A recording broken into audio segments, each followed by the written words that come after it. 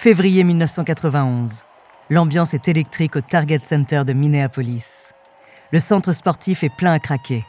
15 000 spectateurs se sont réunis aujourd'hui pour assister au championnat des États-Unis de patinage artistique féminin. La compétition s'annonce rude, le spectacle grandiose. Tout le monde frissonne d'excitation à l'idée de découvrir la future princesse de la glace. Soudain, les gradins sont plongés dans le noir, les projecteurs s'allument, la glace brille de 1000 feux au centre du stade. Et tandis que le présentateur appelle la candidate suivante, une rumeur se répand dans le public. La prochaine compétitrice aurait annoncé vouloir tenter une figure très spéciale au milieu de sa chorégraphie. Un saut réputé impossible, le légendaire et dangereux triple axel. Sous la pression de milliers de regards, une jeune femme de 21 ans entre alors en scène. Son juste corps et sa mini-jupe couleur menthe dévoilent un physique athlétique. Ses cheveux blonds sont coiffés en arrière, à l'exception d'une frange épaisse et indisciplinée. Elle mesure 1,55 m, mais sa seule présence intime le silence et force le respect. Dans ses yeux, on peut lire sa détermination et dans la manière assurée dont elle s'avance au centre de la piste, son ambition à toute épreuve. La musique démarre, lente, solennelle. Vue de l'extérieur, elle paraît dégager une confiance en elle absolue.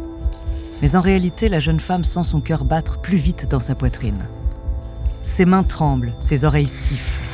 Ses cuisses se tendent comme 2 rondins de bois. Et si elle échouait ? Si elle tombait au milieu de cette foule, devant les caméras ? Peut-être vaudrait-il mieux choisir la solution de facilité, un double axel au lieu d'un triple. Elle prend une profonde inspiration et ferme les yeux une seconde. Le monde semble disparaître autour d'elle. Elle n'entend plus que la musique, les lames de ses patins crisser doucement sur la glace, tandis qu'elle attend immobile avant de s'élancer. Elle ignore encore que dans quelques instants et les 3 années à venir, elle va marquer à jamais l'histoire de sa discipline. Pour le meilleur, comme pour le pire.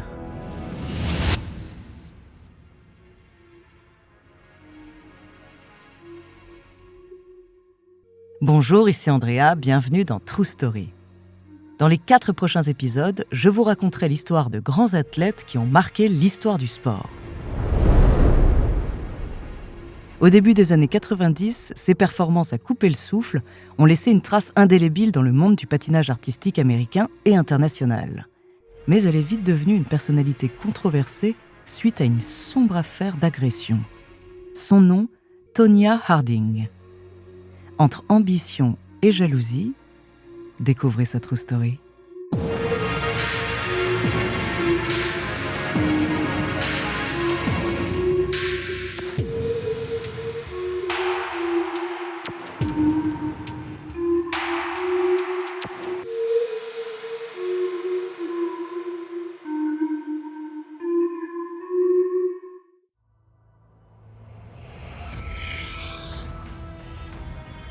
Tonya s'élance devant les milliers de spectateurs réunis pour le championnat américain de patinage artistique féminin de 1991. Elle fait des arcs de cercle pour avoir de l'élan. Et en quelques secondes, elle traverse toute la patinoire. Ses bras dessinent des arabesques dans les airs, tandis qu'elle change de direction à la seule force de ses jambes. La glace crisse à peine sous ses patins. Car malgré la vitesse, chacun de ses gestes reste précis, élégant, chorégraphiée. Elle danse, comme si le vent la poussait dans le dos.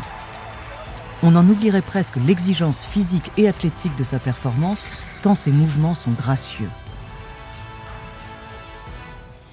Soudain, Tonya étend ses bras horizontalement et lève calmement la jambe gauche. La foule retient son souffle. Tout le monde sait ce que la jeune femme est sur le point de tenter. Une figure légendaire, très dangereuse, excessivement difficile à réaliser. Le triple axel. Elle fléchit les jambes, concentre toute sa force dans ses cuisses et s'élance dans les airs. La demi-seconde qui suit appartient à l'histoire. Suspendue au-dessus de la glace, Tonya Harding fait 3 tours et demi sur elle-même avant d'atterrir avec une pression de 200 kg sur un seul patin, à peine plus large qu'une lame de rasoir. La finition est parfaite. Le public explose et se lève dans les tribunes pour applaudir l'exploit. Tonya elle-même, jusque-là calme et composée, ne peut pas retenir sa joie. Elle lève les 2 poings en l'air et hurle en signe de victoire. Elle sait qu'elle vient de réaliser une prouesse quasiment impossible. Elle est la première Américaine à réussir cette figure en compétition officielle et la 2e femme au monde dans l'histoire du patinage artistique.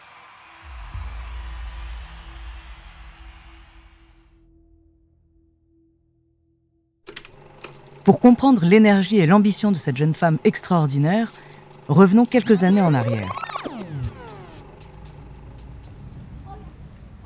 Tonya naît en 1970 à Portland, dans l'Oregon. La famille Harding est extrêmement pauvre et vit dans une caravane en guise de maison. Son père l'abandonne dès son plus jeune âge, la laissant seule avec sa mère, Lavona. Lavona est alcoolique, dépressive et bat régulièrement sa fille avec une brosse à cheveux. Une vie de misère et une mère violente. L'enfance de Tonya aurait pu se résumer à cela si elle ne s'était pas retrouvée par hasard un soir d'hiver à l'âge de 3 ans sur une patinoire. La petite fille est immédiatement à l'aise sur la glace.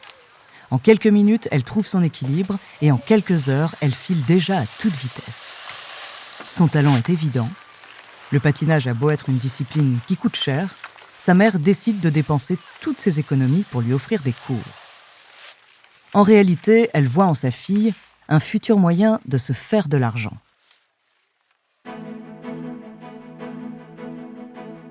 Tonya apprend auprès de Diane Rollinson, une ancienne championne de patinage. D'habitude, Diane ne coache pas de filles aussi jeunes, mais Tonya est si précoce et si douée. Pendant des années, elle améliore sa technique, perfectionne sa posture, entraîne son corps à réaliser les figures les plus exigeantes de la discipline. Mais la jeune fille est rebelle. Pendant toute son adolescence, sa mère continue de la battre et de lui répéter qu'elle n'est bonne à rien. Alors quand elle monte sur la patinoire, Tonya cherche à s'évader, loin de tout carcan et de toute autorité. Très vite, elle développe un style explosif et fougueux. Elle met de la musique pop-rock pendant ses chorégraphies et brille davantage encore par sa technique que par sa grâce. L'image de la gentille et jolie princesse de la glace, très peu pour elle. Ce qu'elle veut, elle, c'est se sentir libre et qu'on la reconnaisse comme une athlète. Durant les entraînements, Tonya fait la connaissance d'une autre prodige du patinage artistique américain, Nancy Kerrigan. Nancy est l'opposé de Tonya. Elle est mince, a les traits fins, porte de belles robes en dentelle blanche. Tout le monde la compare à un ange. Mais la rivalité entre les 2 femmes va bientôt prendre une tournure bien plus dramatique.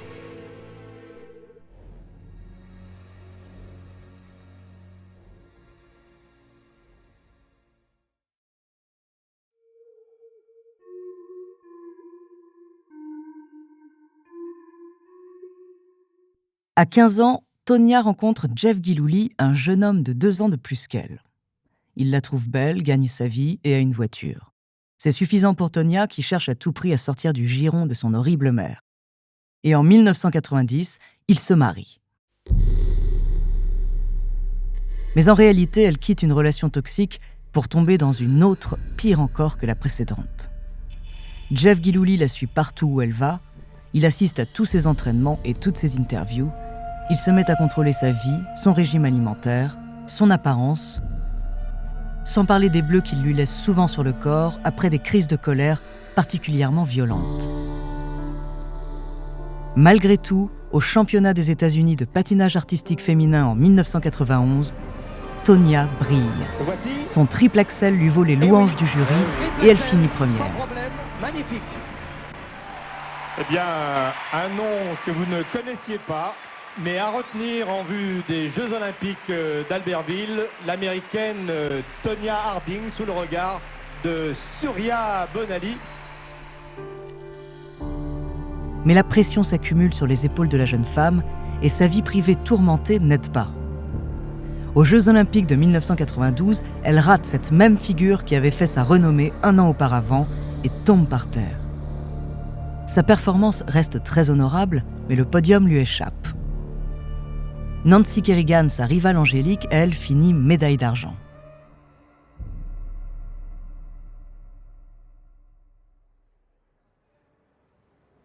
Deux ans plus tard, le 6 janvier 1994, Nancy Kerrigan finit son entraînement. Elle ne veut pas trop fatiguer ses muscles car le lendemain aura lieu la nouvelle édition du championnat des États-Unis. Elle sort de piste et retire ses patins. Qui l'emportera cette fois ? Elle ou sa rivale Tonya Harding et son triple axel ? Un peu stressée, Nancy passe un rideau et se dirige seule vers le vestiaire. Quand soudain, deux inconnus surgissent depuis le fond du couloir. Elle a à peine le temps de réagir que l'un d'entre eux brandit une barre de fer et lui frappe le genou de toutes ses forces. Elle tombe au sol, submergée par la douleur, et hurle en se tenant la jambe. Tout son corps tremble, sa vision se trouble.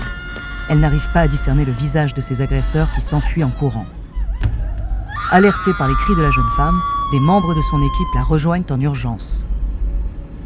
Mais il est trop tard, Nancy Kerrigan ne pourra pas participer au championnat du lendemain.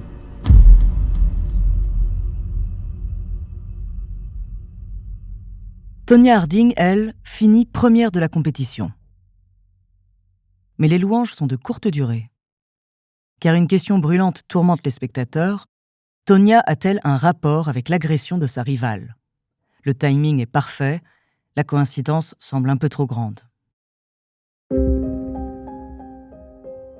Quelques jours plus tard, l'enquête démasque les deux agresseurs et sous la pression de la police, ils révèlent le nom de la personne qui les a payés pour blesser la patineuse, Jeff Gillooly, le mari de Tonya.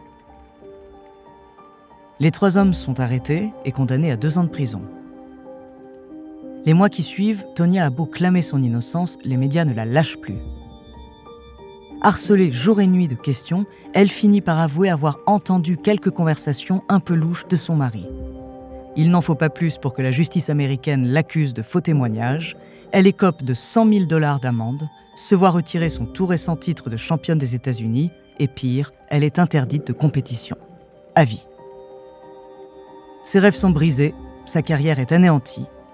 Tonya était à l'apogée de sa gloire et en un instant, tout lui est arraché. Les années qui suivent, Tonya Harding se met à la boxe anglaise pour surmonter cette terrible épreuve. Elle n'est pas mauvaise, mais arrête vite pour devenir soudeuse, puis vendeuse dans un grand magasin. Elle a aujourd'hui 52 ans et les gens sont toujours partagés sur sa culpabilité. Certains pensent que par jalousie envers Nancy Kerrigan, sa rivale, elle aurait directement commandité l'agression. D'autres considèrent qu'elle était sous emprise d'un mari possessif et violent et que la décision du tribunal était disproportionnée.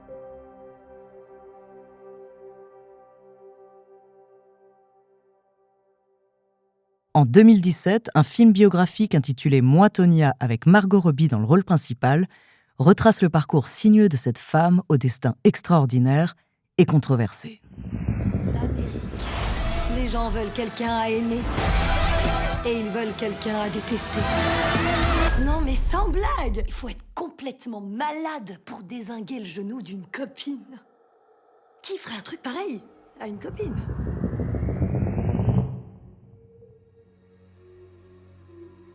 Merci d'avoir écouté cet épisode de True Story.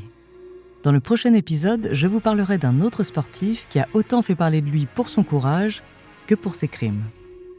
En attendant, si cet épisode vous a plu, n'hésitez pas à laisser des commentaires et des petites étoiles sur vos applis de podcast préférés.